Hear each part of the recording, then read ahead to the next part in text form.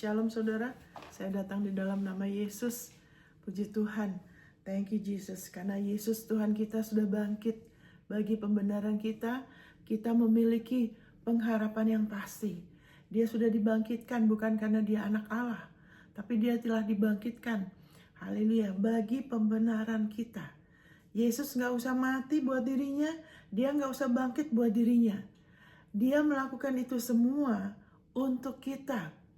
Amin. Dia nggak perlu karena dari sononya dia sudah oke. Amin. Dia adalah firman Allah yang sudah dijadikan manusia. Dia telah dijadikan manusia buat kita. Amin. Haleluya. Thank you. Apapun yang Yesus tujuannya itu dipusatkan pada kasih Bapa. Amin, saudara. Tujuannya Yesus datang ke dunia itu dipusatkan pada kasih Bapa. Haleluya, sebentar ya. Thank you Jesus. Haleluya. Haleluya. Jadi biarlah ini saudara kita perbarui pikiran saudara. Saudara terima bahwa Roma 4 ayat 25 Yesus telah diserahkan bagi pelanggaran kita. Bagi pelanggaran saudara dan saya. Haleluya. Karena firman Tuhan mengatakan tidak ada dosa di dalam dirinya. Haleluya. Di dalam mulutnya tidak pernah salah berbicara. Tidak ada cacat celah. Itu sebabnya Yesus adalah anak domba Allah yang sudah disembelih sebelum dunia dijadikan. Haleluya. Thank you Lord Jesus. Yesus adalah ungkapan kirakusyara kasih Allah yang sempurna. Oleh pakasih tidak, Allah tidak hanya mengasihi kita dengan emosi, ya kan? Hanya cuma niat baik, tidak. Dia benar-benar mengasihi kita dalam perbuatan dan dalam kebenaran. Amin, saudara. Thank you Lord Jesus. Dan Allah, God is a giver. Allah adalah Allah pemberi. Waktu dia memberi, dia selalu berikan yang terbaik. Amin. Dia selalu berikan yang terbaik. Ya, kenapa ada orang-orang yang punya masalah menerima? Bukan Allah yang tidak mau, tapi membatasi Allah, Bapa, sehingga dia tidak bisa berikan. Dia bukannya tidak mau, dia tidak bisa karena dibatasin oleh kepercayaan kita. Dia mau berikan yang terbaik karena itu sifat dia. Dia selalu melakukan yang terbaik. Itu sebabnya firman Tuhan mengatakan segala sesuatu yang kamu lakukan, lakukan yang terbaik. Karena Allah juga begitu. Amin. Waktu dia berikan Yesus, ya kan, bagi pendamaian dosa kita, dia sudah berikan yang terbaik buat kita. Wow, dia tidak berikan malaikat yang terbaik. Dia tidak berikan harta dia yang terbaik, harta jasmani, ya kan, planet-planet yang berjutaan. Dia berikan isi hati dia. Dia berikan sesuatu yang paling berharga buat dia. Inilah anakku yang kukasihin. Tapi dia berikan Yesus buat kita. Kenapa? Karena Allah, firman Tuhan mengatakan, Yesus berkata di Yohanes 17 ayat 23, ya kan, engkau mengasihi aku, engkau mengasihi mereka, maksudnya saudara dan saya, seperti sebanyak engkau mengasihi aku. Wow, saudara, kalau saudara tidak seharga Yesus, Allah itu tidak bodoh ya. Dia generous, dia murah hati, tapi dia tidak bodoh. Dia tidak akan berikan Yesus buat kita kalau dia tahu kita nggak berharga, saudara. Amin. Itu namanya boros, sia-sia. Tapi Allah tidak demikian. Yang paling tahu nilai harga saudara itu bukan manusia, bukan juga diri saudara sendiri, bukan orang tua saudara. Haleluya. Yang paling tahu menilai diri saudara yang sebenarnya adalah Allah Bapa. Karena dia yang telah menciptakan saudara. Haleluya. Thank you. Terima kasih Bapa untuk kasih-Mu yang dahsyat akan kami semua. Terima kasih Engkau menghargai kami seharga Yesus. Terima kasih Bapa untuk kasih-Mu yang sempurna. Di dalam nama Yesus. Amin, saudara. Biar itu menyegarkan diri saudara akan kasih-Nya yang sempurna. Haleluya. Thank you. Kasih-Nya yang sempurna. Jadi dalam kasih Allah itu kesempurnaan keadilan dia. Bahwa saudara bukan hanya dikasihin, tapi saudara juga dikasih dengan semua. Saudara ditebus sepenuhnya dari kuasa iblis, saudara sudah ditebus sepenuhnya dari kuasa dosa. Saudara sudah ditebus sepenuhnya dari maut. Ya kan? Sekarang ada satu bagian yang akan nanti tuntas. Sekarang tubuh kita masih tubuh jasmani ya. Tapi nanti ya kan semua itu akan sepenuhnya ya, dimana setelah kita Yesus datang lagi atau pada waktunya dunia ini berakhir, kita semua akan dapat tubuh yang baru ya, sehingga maut itu benar-benar 100%. Nah sekarang dia sudah tebus dengan sempurna, tapi manifestasinya 100% untuk tubuh kita yang baru itu nanti waktu kita haleluya waktu kita kembali dibangkitkan bersama dia. Tapi sekarang, wow, puji Tuhan saudara. Saudara tidak akan pernah sendiri lagi ya. Kalau saudara ada saat suka merasa sendiri, ya kan gak ada orang yang mengerti saya. Kenapa? Ya kan, ingat, ada dia yang mengerti saudara. Dan dia ada bersama saudara. Puji Tuhan, thank you Jesus. Saudara, terakhir saya berbicara, haleluya, thank you Lord Jesus. Mengenai pentingnya membiarkan firman Tuhan menjadi jangkar sauh bagi jiwa kita. Ya, kita lihat di sini saudara ya. Nah, saudara, saya perlu ingatkan ini kenapa penting sekali ya kan untuk firman Tuhan janjinya ya jati diri kita. Haleluya, untuk benar-benar berakar di dalam diri kita. Bukan hanya kita hafal, bukan hanya kita udah pernah dengar, oh saya sudah tahu, tapi harus ada ayat-ayat terus yang kita pegang, yang kita akuin hari demi hari sampai Yesus datang lagi. Ya kan? Ingat, jati diri kita itu seperti KTP. Setiap hari KTP kita selalu ada sama kita kan? Ya kan? Biasanya ya di dompet, di tas. Karena itu adalah salah satunya kita beroperasi di dunia ini. Nah, kalau di kerajaan Allah di dunia ini, kita hidup di dua dunia ya. Kita perlu identitas kita selalu. Dan itu dengan apa? Dengan kita terus segarkan lagi iman kita.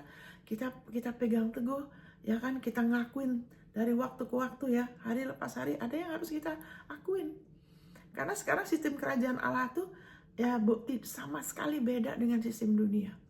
Ya kan, sistem kerajaan Allah itu beroperasi haleluya seperti orang menabur benih. Haleluya, amin. Terus juga beroperasi apa? Melalui apa? Identitas kita, siapa kita. Ya kan? Kalau dalam satu kerajaan ingat, ya kan, bukan profesi mereka loh. Kerajaan itu berfungsi melalui apa? Identitas mereka, mereka siapa?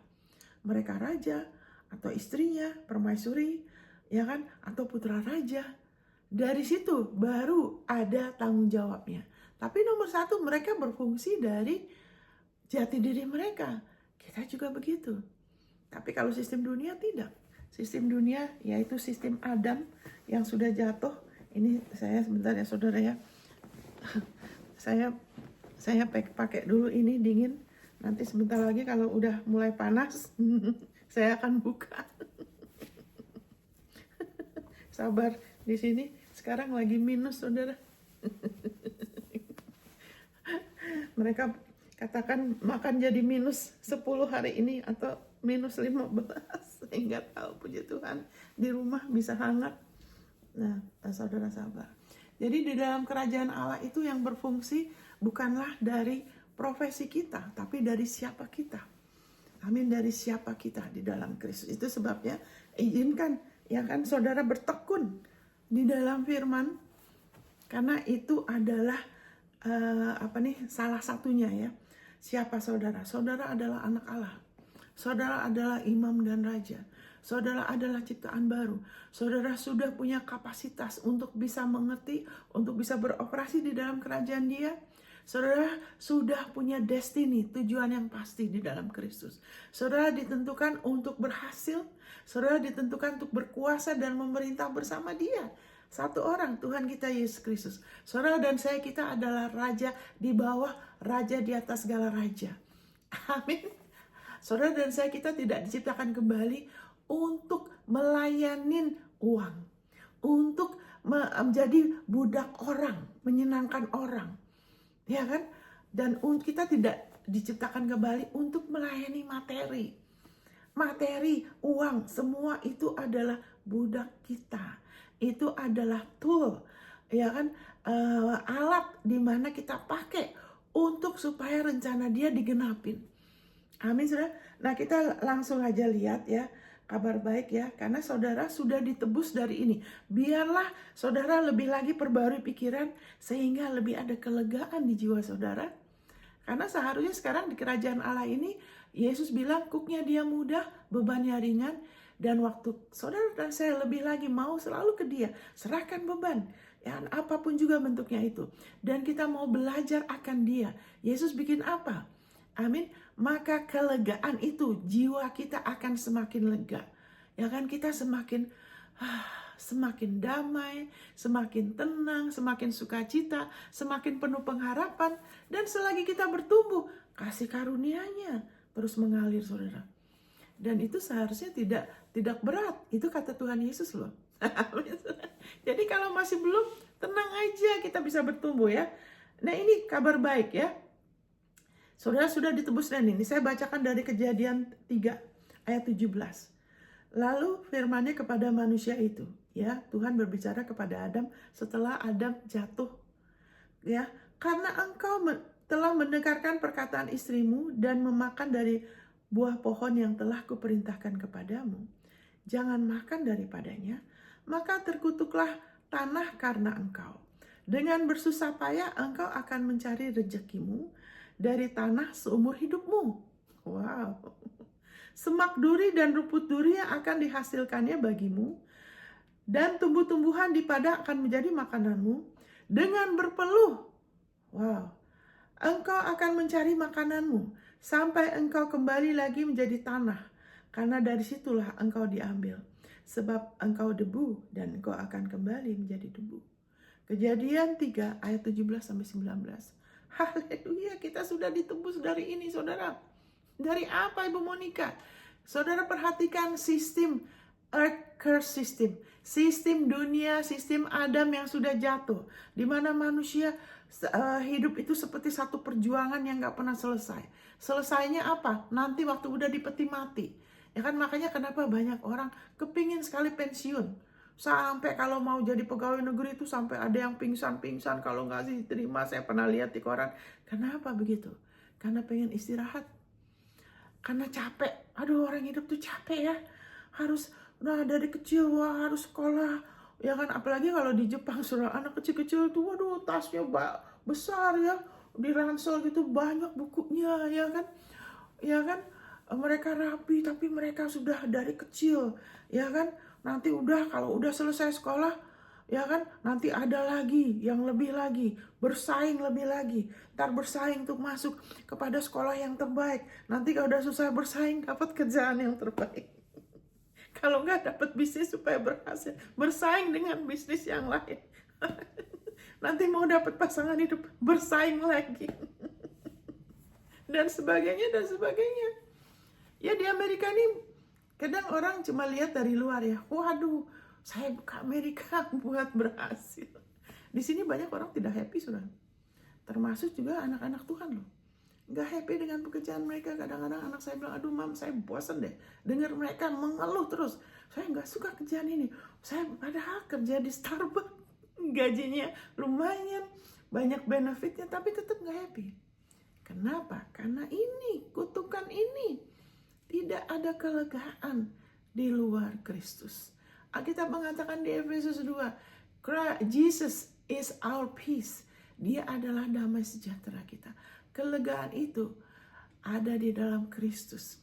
Dan kita sudah ada di dalam kelegaan itu. Amin, saudara. Kita sudah punya perhentian itu. We already in the rest. We have the rest. Kita punya kelegaan itu. Kita sudah berada di dalam Kristus. Kita sudah ada di dalam kelegaan itu. Dan itu bisa lebih banyak. Semakin kelegaan itu bertambah, semakin kita akan lebih tenang. Walaupun hal-hal sepertinya belum kelihatan. Nah, ini hebatnya kalau kita terus berjalan di dalam haleluya, identitas kita. Kita nggak usah nunggu nanti wah saya nggak bisa tenang, nanti anak saya masih belum menikah, dia masih belum, saya belum bisa tenang, bisnis kayak belum berhasil. Itu ya kan kekristenan yang udah nyampur. Tunggu nanti kalau udah ada manifestasi baru bisa tenang. Tapi tidak, saudara. Kalau kita terus mau diteguhkan lagi dan lagi, ya jati diri kita di dalam Kristus Yesus adalah anugerah kebenaran kita. Dialah damai sejahtera kita. Segala sesuatu yang saudara dan saya butuhkan dan rindukan, termasuk keberhasilan, terobosan, peningkatan yang terus-menerus, itu sudah ada dan itu adalah warisan. Kalau warisan berarti apa? Berarti bukan jeripaya kita loh. Sekarang saya pakai jadi panas, sorry saudara ya. Sabar ya saudara ya. Tadi dingin, sekarang panas. Sebentar, sabar saudara. Karena kadang-kadang temperaturnya juga naik turun, tapi nggak apa-apa lah, it's okay ya, it's okay. Ya, jadi haleluya, thank you. Mari kita perbarui pikiran kita. Kita bilang kamu jangan seperti orang dunia. Ketahuannya apa? Kalau kita lagi ngobrol sama teman-teman kita, gimana? Kita punya mentalitas, kita mau ngatasin ini. Kita harus gini-gini. Kita harus berdoa supaya ngatasin. Kalaupun kita berdoa, biarlah saudara dan saya sadar, saudara dan saya sadar. Biarlah kita berdoa dari posisi kemenangan. Kita berdoa dari posisi sudah selesai. Makanya waktu kita ada masalah, jangan langsung buru-buru berdoa. Tunggu dulu. Saudara percaya apa? Firman-Nya ngomong apa?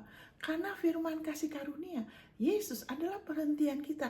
Jadi jangan izinkan yang di luar ini menjadikan kita seperti bola. Ya kan, kalau lagi oke, baru ada terobosan, wah baru senang, oh haleluya. Nanti sebentar lagi, gini-gini kan, ayo kita berdoa lagi. Ya kapan tenangnya? Saya nggak bilang kita nggak boleh berdoa. Justru kalau kita benar-benar, doa tuh jadi sesuatu yang tidak berat loh. Amin. Doa menjadi sesuatu yang mengalir karena kita dari posisi sudah selesai, saudara. Kalau kita tahu anak kita ada masalah, dia begini gitu, tunggu dulu. Firman-Nya ngomong apa?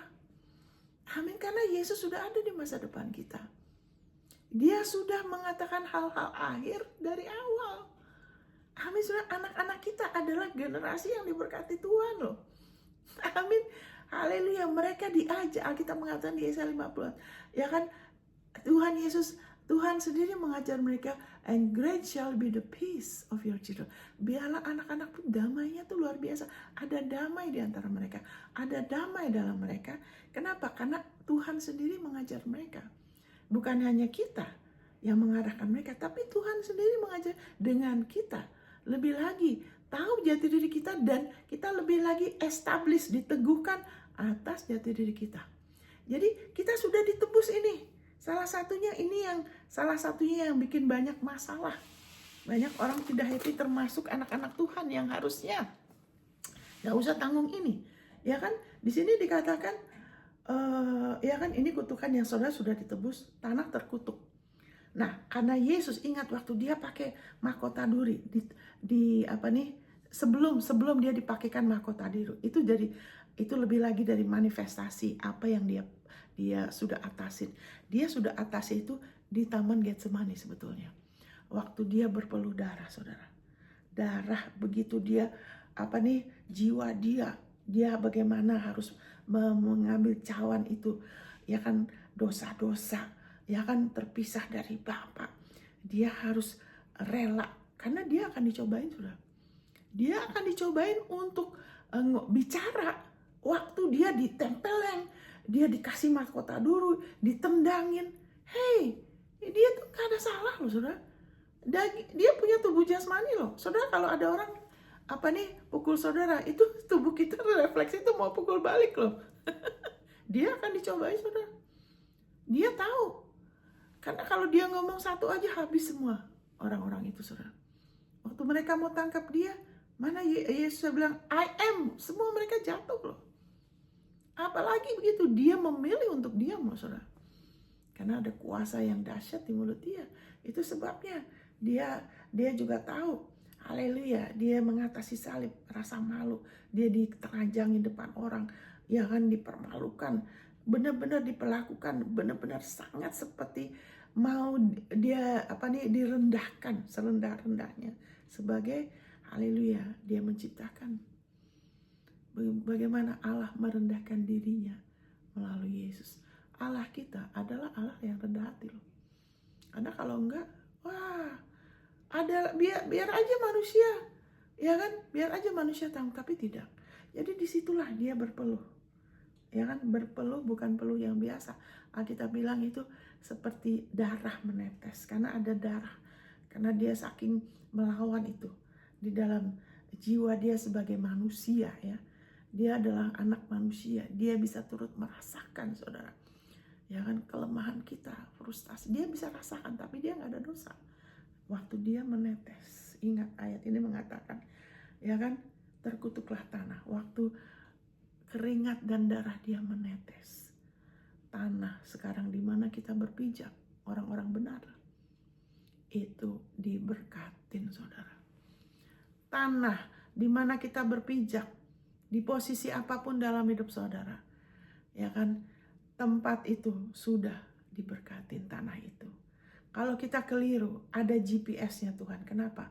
Karena berkatnya, haleluya, kemurahannya akan selalu bekerja dengan kita terus percaya membalikan saudara kepada yang terbaik. Amin, saudara. Wow. Sehingga di sini salah satu dasar, karena kita sudah ditentukan untuk berhasil. Kita sudah ditentukan untuk jadi kepala dan bukan ekor. Kita sudah ditentukan seperti Abraham. Ya kan, kita punya berkat Abraham. Ya kan, Abraham tidak pernah mengalami bencana, kekurangan, walaupun dia pernah mengalami musim kekeringan. Tapi dia selalu gak pernah dibilang, oh Abraham susah, atau Abraham lagi sakit-sakitan, gak pernah, saudara. Saudara juga gitu. Jadi tanah itu sekarang di mana kita berpijak itu tidak lagi terkutuk. Amin. Itu sebabnya kalau kita dengar berita, saudara harus sadar posisi saudara. Amin. Saudara sekarang di posisi berkat-berkatnya terus dicurahkan atas saudara. Amin. Terus juga gitu, dengan bersusah payah engkau akan mencari rezekimu. Nah ini dia.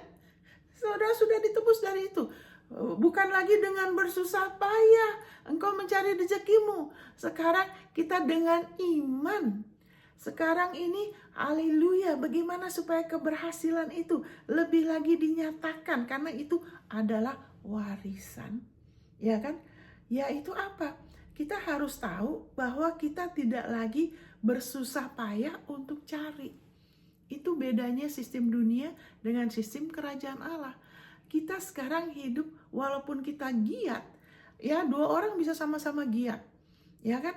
Tapi yang satu karena dia kejar, dia cari, ya kan seperti ini susah. Sistem Adam ini dengan bersusah payah, cari rezeki, cari sesuap nasi, ya kan, pencapaian, nggak apa nih, bersaing, nah itu kan. Makanya kemudian kalau udah umur 50-an ke atas udah mulai sakit-sakitan. Kenapa? Karena terlalu banyak tekanan.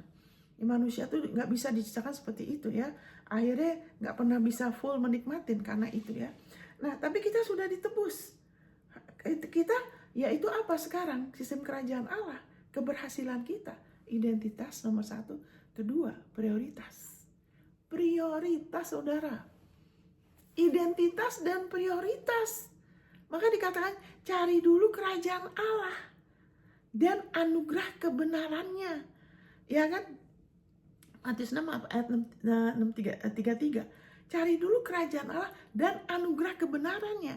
Maksudnya cari, kenapa? Bukannya kita belum dapat, kita sudah ada, tapi kita perlu lebih lagi, kita lebih pelajarin, kita perlu perdalam pengertian, kita perlu pakai, kita perlu rubahkan, ya kan, bawah sadar kita.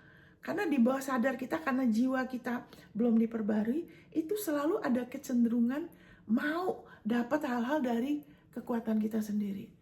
Mau ada satu kesombongan dari daging, saya bisa gitu loh. Tapi bukan karena Kristus. Itu ada di bawah sadar kita. Makanya kadang-kadang anak Tuhan ada yang gak mau prioritaskan. Karena rasa saya mampu, saya bisa kok. Lupa bahwa itu semua dari dia, dan kalau dia nggak pimpin, ya udahlah, kita nggak usah ke situ lah, nggak usah ke situ. Jadi yang kita perlu rubah itu bawah sadar kita. Kenapa dikatakan bahwa kira grace and peace, damai sejahtera, ya kan, dan grace, kasih karunia dilipat gandakan melalui, ya kan, bukan kita minta-minta loh, melalui pengenalan akan Allah dan putranya. Kenapa dikatakan itu?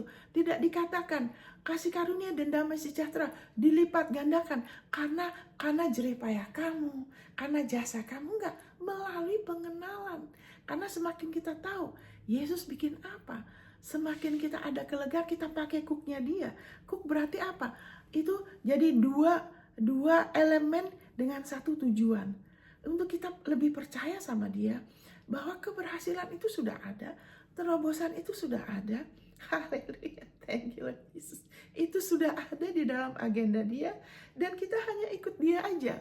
Dan makin kita tahu itu, grace and peace, kasih karunia dan damai sejahteranya semakin bertambah-tambah dalam hidup kita.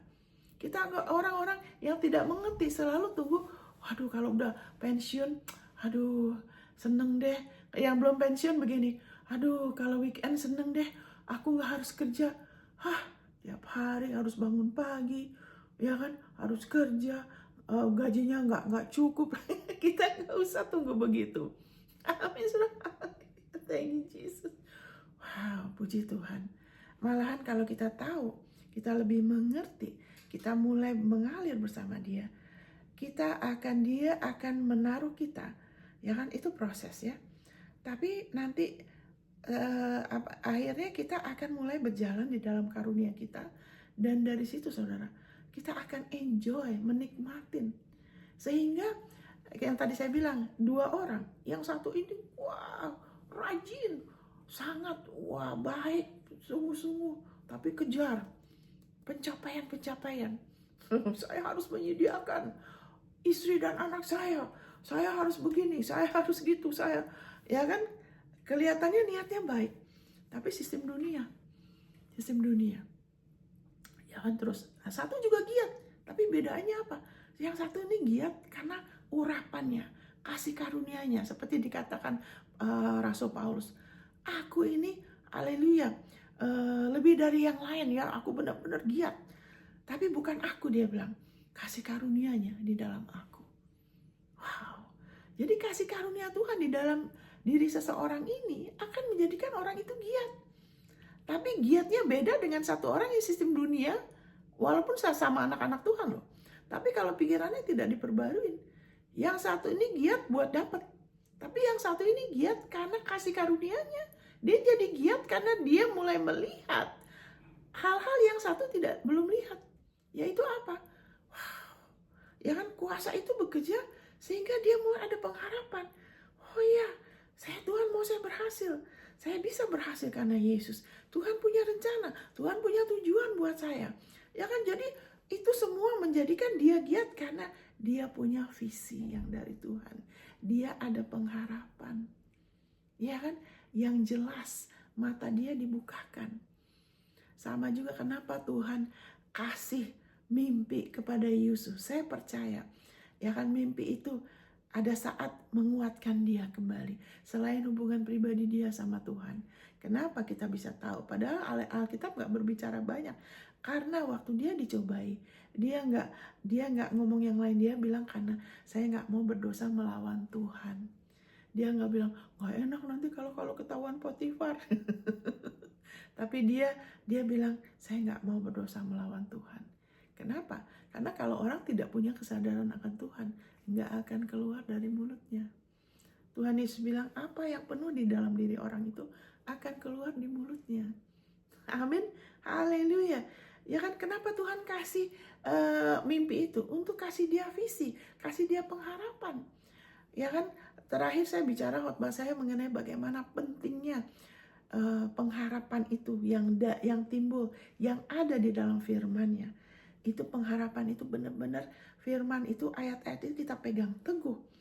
Begitu teguh sampai masuk ke dalam, ya kan, bawah sadar kita.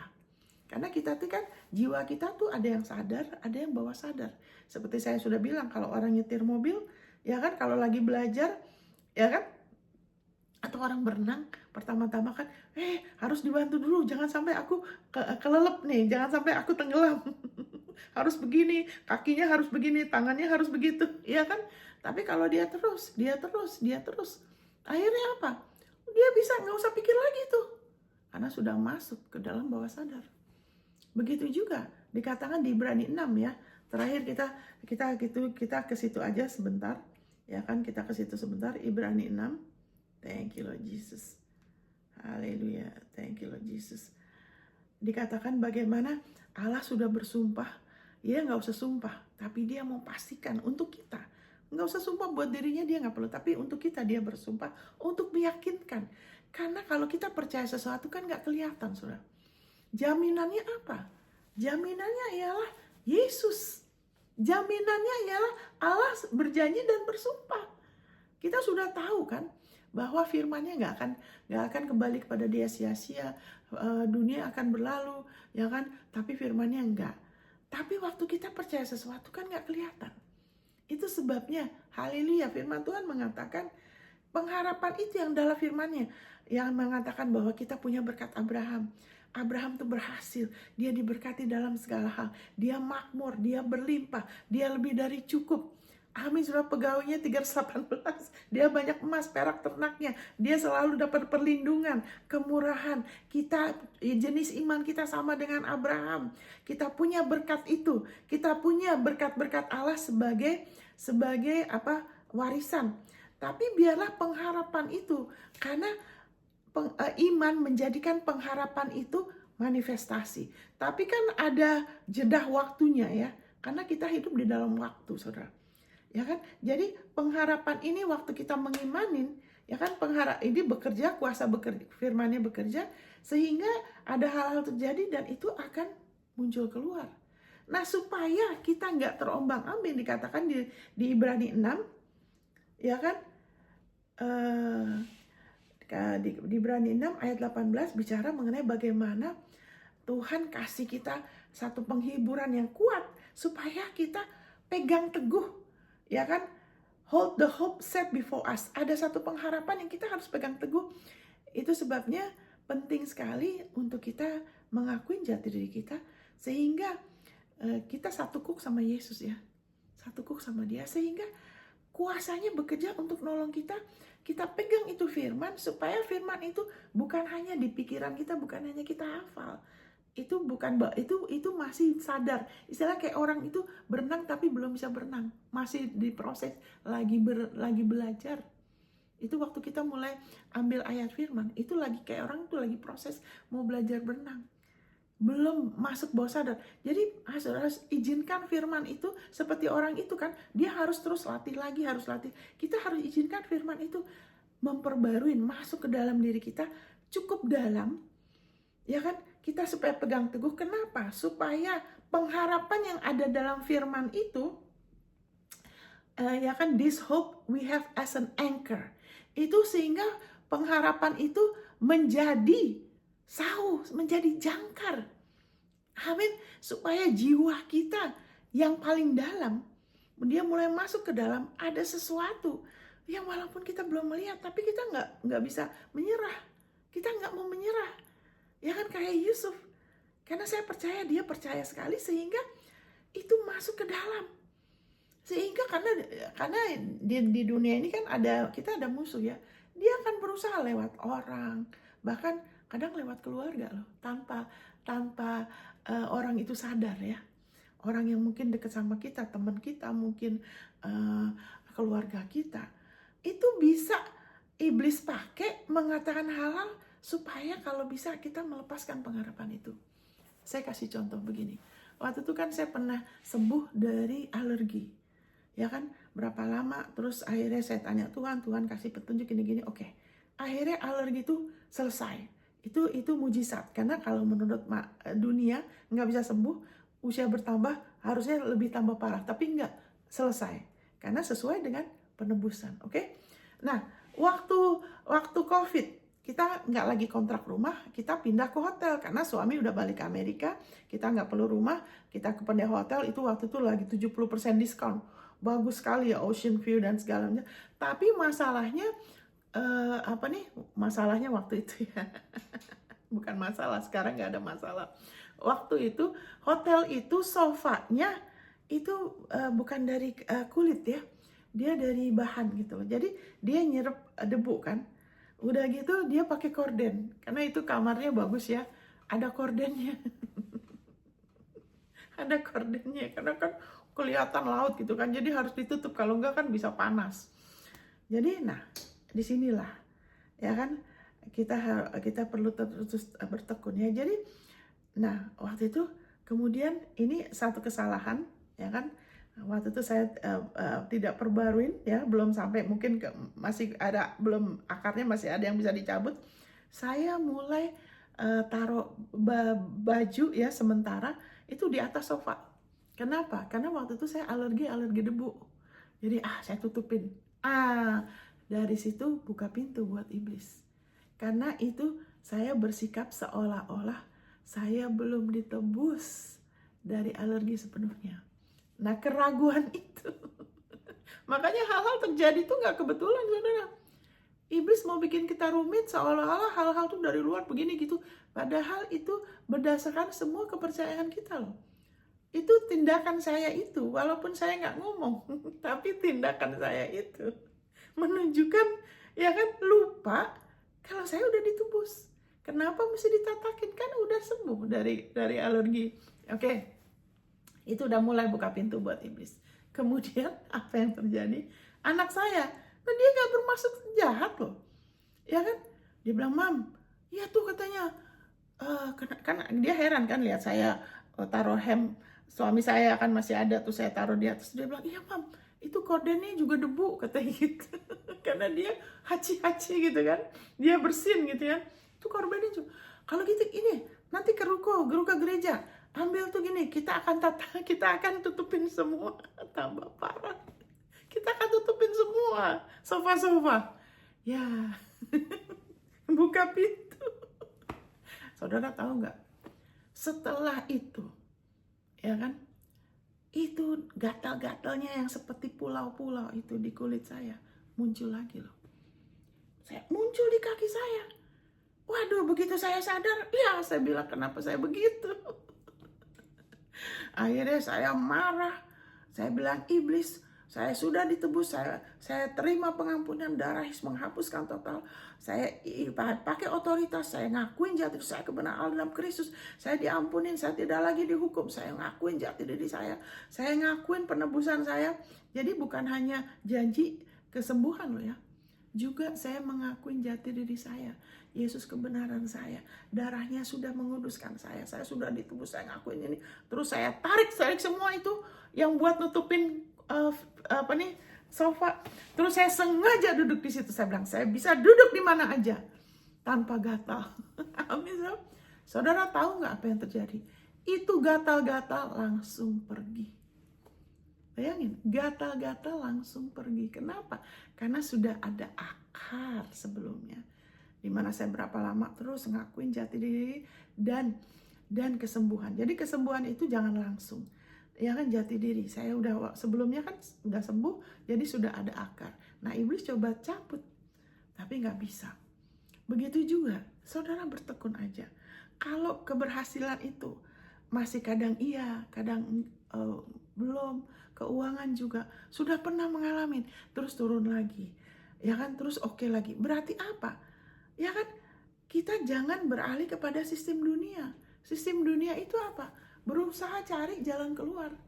Hei, jalan keluarnya sudah ada dalam Kristus. Kita sudah ada di dalam perhentian. Kita hanya perlu diteguhkan aja. Amin. Makanya waktu kita dulu pernah mengalami sesuatu, kok harusnya begini Tuhan, firman Tuhan bilang gini, kok kayak turun lagi. Tuhan bilang apa? Kapasitas kamu untuk menerima harus ditambah. Apa? Yaitu pengenalan. Kan dikatakan di 2 Petrus 1 ayat 2. Ya kan? Kasih karunia dan damai sejahtera dilipat gandakan. Bukan melalui pelayanan. Nah, banyak orang menjadikan pelayanan sebagai patokan. Atau doa. Tidak. Melalui pengenalan. Jadi saat pengenalan kita akan Allah dan putranya, dia sebagai Bapa kita, kasih dia. kayak gini, dia bersumpah, dia udah kasih janji, dia sumpah lagi. Kita lihat hati Bapa kita, bagaimana benar-benar dia lebih menginginkan kita berhasil daripada siapapun loh. Dia Allah yang berhasil, dia Allah yang makmur. Amin. Tapi dia bukan Allah yang materialistis.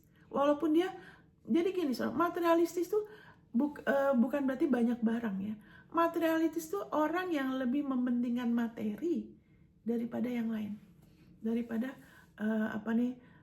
Tuhan atau apa, itu yang jadi pusat. Nah itu orang yang lapar, ya kan, kepingin memuaskan diri dengan itu jadi prioritas. Itu masalahnya jadi kayak kebakaran yang ini membuka pintu ya, yang di California ya, tipu daya kekayaan. Kalau aku udah punya gini gitu, aku oke. Ya kan, itu semua bukan oke. Oke-nya kita tuh hanya dalam Yesus kan. Itu bukan Tuhan ya. Anyway, ya, iblis tuh pencuri, membunuh, merusakkan. Itu bukan Tuhan. Ya kan, orang nggak ngerti aja ya. Anyway, jadi balik lagi. Thank you Lord Jesus. Jadi kalau kita belum terus mengalami, kita sempat turun lagi. Ya kan? Kenapa? Karena fokus kita kurang. Kita mungkin lebih memperhatikan hal yang lain. Jadi pengenalan itu, firman-Nya, prioritas kita bukan lagi kerajaan Allah, tapi ada yang lain. Jadi berkurang. Nah kalau berkurang itu, jadi harusnya makin bertambah, jadi akan ada penurunan di luar. Yang harusnya makin lama kan kita naik terus, tidak turun, Alkitab bilang. Jadi jadikan firman itu sebagai patokan. Jangan menghukum diri kita nggak perlu hukum diri kita atau orang lain. Kita hanya perlu minta tolong, kita hanya perlu bergantung sama Dia. Tuhan bekerja dalam diri aku atau mungkin keluarga kita. Berikan kemauan, keinginan Bapa untuk mau lebih lagi kenal Engkau. Kita bisa juga untuk kita. Engkau bekerja dalam aku, bantu aku untuk fokus, bantu aku memprioritaskan kerajaan-Mu lebih dulu dan anugerah kebenaran-Mu. Dan sehingga dari situ, walaupun kita giat, tapi giat kita tuh karena dari posisi kita tahu kita siapa. Ada sesuatu yang kasih kita semangat. Kenapa saya semangat? Ya kan bukan karena saya di Amerika. Ya kan, apakah di Jepang, di Amerika, di Indonesia, sama aja. Yang bikin semangat waktu kita mulai melihat diri kita, pengharapan yang kita miliki dalam Kristus, itu akan jadi kekuatan buat kita. Jadi kita di sini katakan, ya kan, jadi biarlah pengharapan itu menjadi sau, ya kan, both sure and steadfast, sau bagi jiwa kita. Karena jiwa kita tuh urusan dengan yang di luar. Jiwa kita tuh apa? Pikiran, emosi, kemauan. Itu urusan dengan apa yang kelihatan. Sehingga kalau tidak ada sau ya yang nahan kita, yang megang di jiwa kita, itu jiwa kita tuh jadi nggak tenang. Jadi jiwa kita tuh maunya ngelihat dulu, baru oke. Itu jiwa kita. Mau ngerasa dulu, ya kan?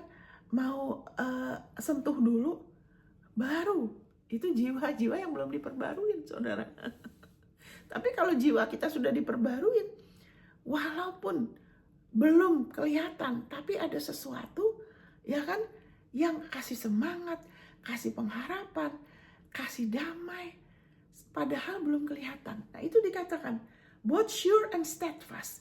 Pasti, pengharapan kita dalam Kristus pasti, janjinya Dia apa yang janji Tuhan yang saudara dan saya pegang, itu pasti loh, sure and steadfast, itu pasti dan teguh, pasti dan teguh, steadfast, ya kan, pengharapan itu pasti dan teguh, ya kan, yang sudah masuk, ya kan, ke dalam enter the present, ke dalam hadirat Tuhan.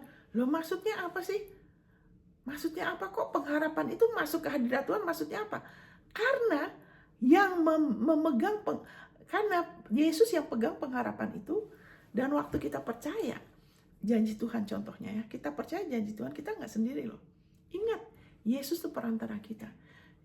Kita pakai kuknya Dia, berarti kan kita sama-sama Dia. Amin. Jadi waktu kita pegang janji Tuhan, Dia juga sama. Dia juga lagi pegang bersama kita. Dan Dia sudah menerobos. Ya kan, istilahnya gini lah, kita pegang, ini ada pengharapan, ini pengharapan, ya kan, pengharapan timbul janji Tuhan. Misalnya keberhasilan apa saya nggak tahu, apakah perkawinan, bisnis, apapun yang kita pegang. Waktu kita mulai pegang janji Tuhan, firman-Nya, jati diri kita, Yesus sama-sama pegang, ya kan? Dia sama-sama karena dia imam besar kita. Jadi dia kemudian dia masuk, kita kemudian sama-sama masuk ke ruang Maha Kudus. Karena dia imam besar kita, dia sama-sama kita masuk ke presence, kita masuk ke dalam hadirat Tuhan, ke dalam ruang Maha Kudus, kepada tahta kasih karunia. Amin. Jadi kita sama-sama dia perantara kita. Makanya kan kita berdoa di dalam nama Yesus. Kenapa anak Tuhan kurang sadar? Karena harus lebih lagi izinkan firman-Nya lebih banyak. Sehingga sadar dalam apapun yang kita lakukan sekarang, kita tuh gak melakukan doa kita sendiri, kita apa sendiri seolah-olah semua dipusatkan sama diri kita. Tidak, kita tuh satu kuk sama dia, kita sama dia, dia mewakili kita. Amin, karena kita tubuhnya. Jadi dia membawa pengharapan itu yang kita lepaskan, ya kan? Tuhan, aku percaya, misalnya apakah perkawinannya, apakah bisnisnya, firman-Nya ngomong apa, misalnya saya punya berkat Abraham. Nah dia bawa itu, dia masuk ke tahta kasih karunia. Sehingga haleluya, thank you Lord, ada pengharapan itu sudah menerobos. Dia sudah masuk. Ya kan, sebelum kita lahir, haleluya, dia sudah menerobos. Masa dikatakan di sini bahasa Inggrisnya lebih bagus ya. Saya baca dari bahasa Inggris ya. Dia sudah masuk, ya kan, ke dalam hadirat Tuhan. Jadi veil itu ada selaput ya. Ada sesuatu penghalang antara manusia dengan Allah. Itu dosa kita, ketidaklayakan kita. Ya kan, kita udah nggak layak untuk mengalami berkat yang terbaik seperti dulu Adam. Nggak usah bersusah payah, kita nggak layak dari diri kita. Tapi dia sudah menerobos, ya kan? Di mana the forerunner has entered for us, di mana Yesus sudah mendahului kita. Ya kan, dia sudah mati sebagai kita, dia hidup bagi pembenaran kita, dia sudah masuk semua kerinduan hati kita, seumur hidup kita, kebutuhan kita, seumur hidup kita, jalan keluar untuk perkawinan, keluarga, untuk anak, semuanya itu dia sudah atasin dengan apa? Dia sudah menerobos. Amin, saudara. Dia sudah ada di masa depan kita. Haleluya. Karena itu penghalang itu, ya kan, yang sempat menghalangi Adam dan Hawa sehingga diusir dari Taman Eden, itu penghalang itu sudah disingkirkan. Kita sekarang sudah ada di Taman Eden yang jauh lebih baik. Taman Eden kedua yang terakhir, yang jauh lebih baik. Di mana mereka dulu tidak usah berpeluh, tidak usah stres, tidak usah rasa tertekan. Mereka dulu hanya enjoy berkarya bersama Tuhan. Amin, saudara. Kita sudah di situ. Jadi Yesus sudah ada di masa depan kita. He has entered for us. Dia sudah masuk ke ruang Maha Kudus. Semua seumur hidup kita, juga anak cucu kita. Ya kan, Allah Abraham, Ishak, Yakub, bukan hanya anak kita loh, anak cucu kita sampai 3 generasi, saudara. Itu dia sudah bawa itu semua ke ruang Maha Kudus. Even Jesus, maka dikatakan bahkan Yesus yang having become a high priest, dia adalah imam besar selamanya menurut peraturan Melkisedek. Kenapa disebut-sebut Melkisedek? Karena Melkisedek itu hanya imam besar hanya untuk berkat. Kalau dulu di perjanjian lama, imamnya tuh, imam besarnya beda sekarang. Karena dulu itu cuma buatan, cuma gambaran, shadow, ya kan, dan dulu mereka manusia yang dibatasi oleh umur. Tapi sekarang perantara kita, Yesus, imam besar kita, tidak dibatasi oleh umur. Dia sudah ada di masa depan kita sampai 3 keturunan, saudara. Wow. Ini saudara pakai waktu renungkan ya. Ini dahsyat sekali. Saudara, waktu saya ngomong ini ke saudara, saya juga dibukakan loh. Wow, bayangin, semua termasuk kesalahan saudara, kesalahan mungkin pasangan hidup saudara, anak saudara, ya kan, saat jiwa kita bertumbuh, ya salah lagi ngambil keputusan. Tenang aja, Yesus sudah tahu, dia sudah menerobos. Dia sudah masuk ke ruang Maha Kudus. Semua itu sudah Allah sudah tahu dan dia sudah sediakan jalan keluarnya. Dia sudah ada di masa depan kita. Itu sebabnya waktu ada kesalahan, ada kekeliruan, ingat kita tenang aja. Tuhan sudah tahu kok. Dia sudah ada di masa depan kita. Dia tahu kita tuh gak mampu dari diri kita. Makanya Allah telah menjadikan Yesus tuh kepala kita. Kita tubuhnya. Kita satu kuk sama dia. Kita gak pernah sendirian. Dalam kita ngimanin, kita gak usah fokus sama iman kita. Kita fokus sama Yesus aja. Kita fokus aja sama siapa dia. Saat kita lagi enjoy, kita lagi percaya, dia kebenaran saya satu dengan dia, saya satu kuk dengan engkau. Tujuanmu tujuan saya nggak usah stres harus menyediakan ini. Saya ini duta besar tuh fokus kepada misinya aja. Tuhan, kau mau saya ngapain? Kau mau saya percaya apa? Firmanmu yang mana, pegang aja. Waktu kita mengakuin, waktu kita percaya, kuasanya bekerja, saudara.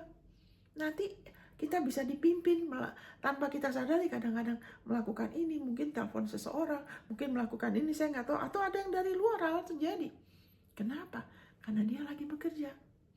Sama aja seperti kasih karunia itu sama Yusuf. Kok dia ada di tempat Potifar? Kenapa bukan di tempat yang lain? Karena Tuhan, dia adalah Tuhannya waktu, ya kan, tempat dan matters. He is the Lord of times, ya kan, space and matter. Tuhan itu Tuhan. Dia tidak hidup di dalam waktu seperti kita. Dia bisa atur waktu sehingga kita berada di tempat-tempat yang tepat pada saat yang tepat. Rencana dia yang terbaik bisa jadi. Dan itu gak bisa direkayasa dengan intelek kita, dengan intelek manusia, sehebat apapun. Kita gak bisa, kita gak tahu masa depan. Tapi dia tahu. Wow, makanya kita bilang, kalau kamu gak jadi seperti anak kecil, kamu gak bisa masuk kerajaan Allah.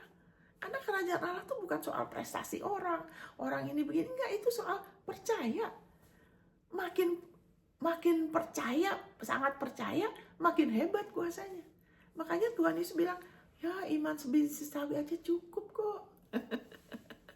Makin kita tahu dia, wah, makin gak berat, saudara. Haleluya, thank you Lord Jesus. Jadi saudara ingatlah bahwa Yesus sudah ada di masa depan saudara. Jadi kalau ada kekeliruan, kesalahan, aduh kok ada masalah ini, tenang, ya kan. Nah, saya akan bacakan ini juga, ya kan, dari sebentar ya,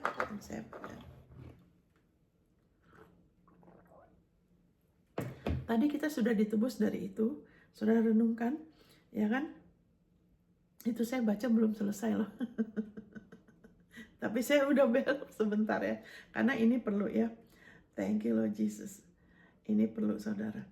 Karena begini, supaya saudara, kalau saudara mulai percaya sama Tuhan, ya kan, saudara nggak usah kaget kalau ada tantangan. Karena di mana ada iman, akan ada tantangan. Tapi ingat, tidak ada pencobaan, tantangan yang lebih besar dari kekuatan kita. Kita di Markus 35 ayat 41. Nah, saya bacakan aja supaya lebih ini ya.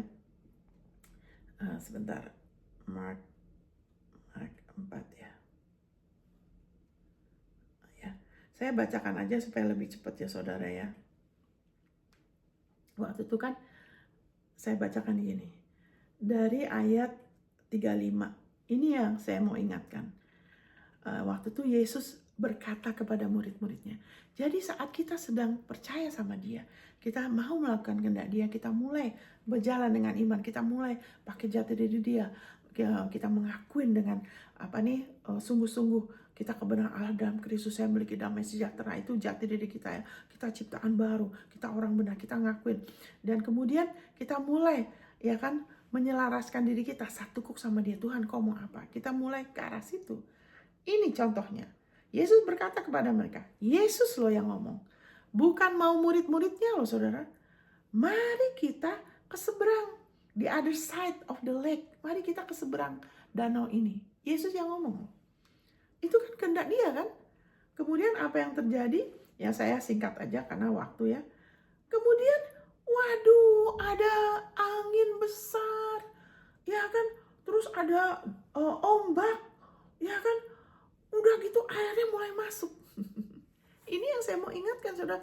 Tidak usah kaget, tidak usah takut kalau akan ada pressure. Waktu kita mulai berjalan dalam kehendak Dia, akan ada tekanan loh. Kita punya musuh. Kita nggak usah kaget.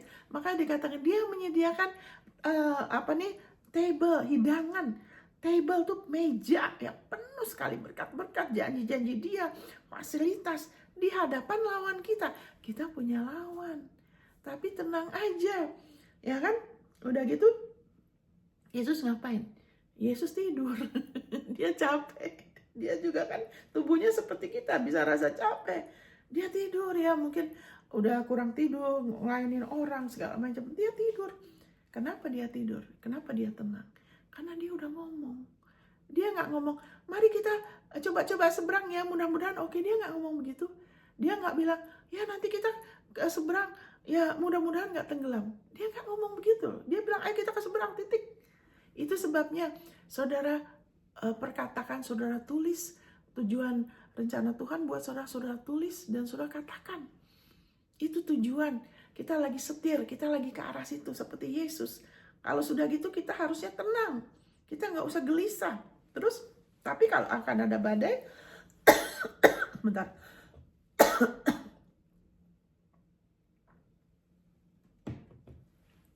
Terus kalau ada badai, kalau saudara kurang diteguhkan atas kasih Allah, saudara akan selalu ada ketakutan. Sebentar.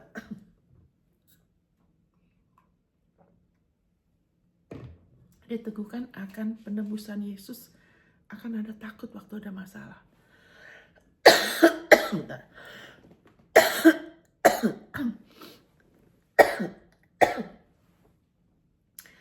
Kenapa takut?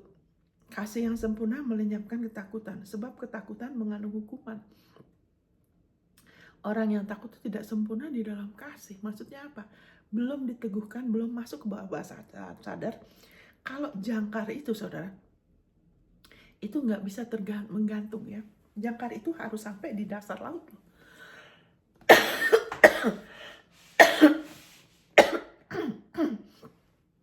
Jangkar itu harus sampai ke bawah laut. Dan jangkar itu harus menjangkau sesuatu supaya nahan kapal. Makanya kalau biar kita hafal ayat, kalau nggak ada ayat yang masuk ke dalam jiwa kita yang paling dalam, bawah sadar kita, nanti kalau ada apa, gampang sekali untuk iblis nyabut. Kayak misalnya tadi, kalau saya belum tahu, saya tidak berdiri atas jati diri saya waktu penyakit itu datang. Nanti banyak orang ngomong ini, ya saya pikir saya udah disembuhkan, ternyata belum. Itu bohong. Ya kan? Kenapa saya tidak takut? Kenapa ada keteguhan? Kok saya bisa lawan? Bukan karena saya. Karena sering mengakui jati diri saya. Sehingga ada keberanian. Keberanian yang timbul karena darah Yesus.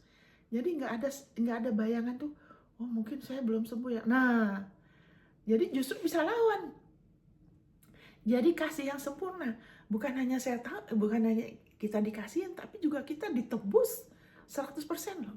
Kita ditebus sepenuhnya. Yesus sudah dibangkitkan bagi pembenaran kita. Dia sudah diserahkan bagi pelanggaran kita. Bahkan yang di masa depan, tahun depan sampai Yesus datang lagi, pelanggaran kita sudah diampunin. Ya kan? Dari mana kita tahu seberapa banyak kita sudah berakar dalam anugerah kebenaran Dia? Dari cara kita, reaksi kita waktu ada kesalahan. Kalau kita ada orang salah, kita hukum, berarti kita sendiri belum berakar. Kita sendiri masih merasa kita harus begini dan gitu supaya benar. Nah itu kita harus lebih lagi establish, diteguhkan dengan kita pakai waktu ayat-ayat itu, lebih lagi 1-2 ayat itu supaya masuk ke dalam, saudara. Firman Allah itu kan seperti pedang bermata dua, yang lebih tajam dari pedang bermata dua manapun. Firman Allah itu aktif, living, ya kan? Jadi firman Allah itu waktu kita mulai 1 ayat dulu deh, kita ngakuin 2 Korintus 5 ayat 21 misalnya, atau 1 Korintus 1 ayat 30. Kita ngakuin, benar-benar ngakuin sampai masuk ke dalam jiwa kita, dan kita taunya berapa banyak kita sudah lebih lagi diteguhkan itu dari respon kita. Bagaimana kita memberi respon pada kesalahannya orang, kesalahan diri kita sendiri, gimana kita kasih respon? Kalau kita masih ada cenderung, kamu gini, berarti masih belum diteguhkan. Karena harusnya kita lebih tenang. Karena Alkitab bilang the effect of righteousness itu ketenangan. Jadi kalau kita ada kecenderungan, ya kan, masih menghukum, masih menuntut, karena masih belum teguh, saudara. Karena kalau kita udah tahu segala sesuatu itu bukan karena kita melakukan apapun dengan benar, tapi karena kita percaya yang benar. Kalau kita semakin percaya, terus percaya yang benar, makin lama tindakan kita akan lebih benar. Amin. Kita nggak bisa rubah dari luar. Karena yang harus dirubah itu kepercayaan kita. Untuk kita lebih tenang, kita harus izinkan firman, anugerah kebenarannya, righteousness. Maka dikatakan prioritaskan ya. Kerajaan Allah dan anugerah kebenarannya. Kenapa harus prioritaskan? Karena dari situ jiwa kita akan lebih tenang. Sehingga kalau kesalahan, iya mungkin sempat gimana, tapi tunggu. Saya kebenaran Allah dalam Kristus. Ya, Tuhan sendiri tidak menghukum saya, tidak ada penghukuman. Kita teguhkan lagi, kita jadi tenang. Dan kita akan juga tidak akan lagi menuntut orang lain untuk kamu harus benar, kamu gitu. Kita nggak akan begitu. Kita juga nggak akan begitu sama diri kita. Waktu saya praktek ini sama diri saya, waktu saya melakukan kesalahan, aduh kenapa sih salah lagi? Udah tahu begini, tunggu. Tuhan aja nggak melakukan saya begini loh. Tuhan baik kok sama saya. Dia nggak menghukum saya. Saya nggak boleh begini sama diri saya juga. Saya harus tenang. Nggak ingatkan Tuhan nggak ada penghukuman dari saya.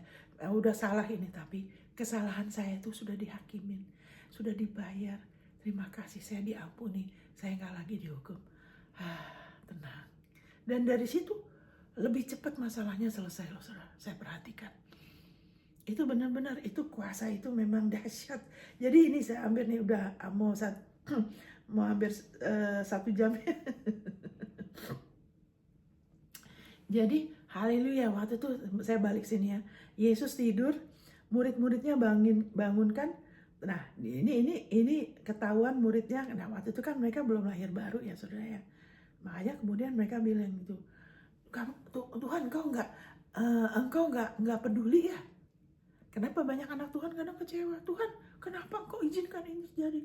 Kok seperti engkau nggak ngapa-ngapain? Nah, kenapa? Ini jawabannya Yesus. Dia nggak langsung. Dia bantu dulu loh.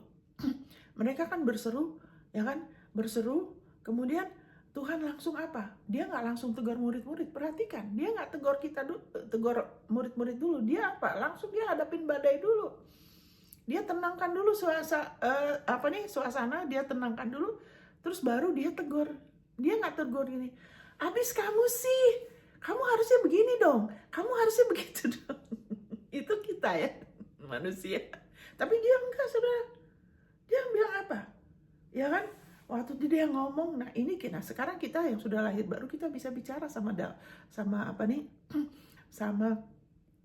badai-badai.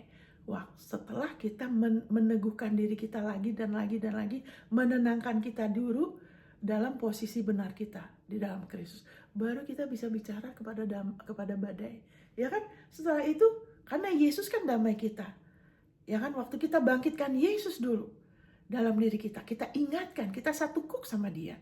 Dia yang nopang kita, dia kelayakan kita, dia kebenaran kita, dia yang sudah masuk menerobos, dia sudah selesaikan masalah ini. Waktu kita teguhkan dulu, baru kita hadapin badai. Waktu itu setelah itu, dia ngomong ke badai, baru dia tegur. Kenapa kamu begitu takut? Dia nggak negur, kamu kurang ini, kamu harusnya begini. Tidak, dia bilang kenapa kamu takut? Di mana iman kamu? Where is your faith? How is it that you don't have faith? Kenapa kamu gak beriman? Kamu percaya apa? Kok kamu takut sih? Kamu percaya apa sih? Nah, itu yang harusnya kita saling mengingatkan akan itu. Bukan mengingatkan kita harus gini, tunggu dulu. Kamu percaya apa? Kenapa kamu begini? Amin. Kenapa kamu gelisah? Amin, saudara. Amin. Anak kita juga gitu. Kalau kita kamu percaya apa?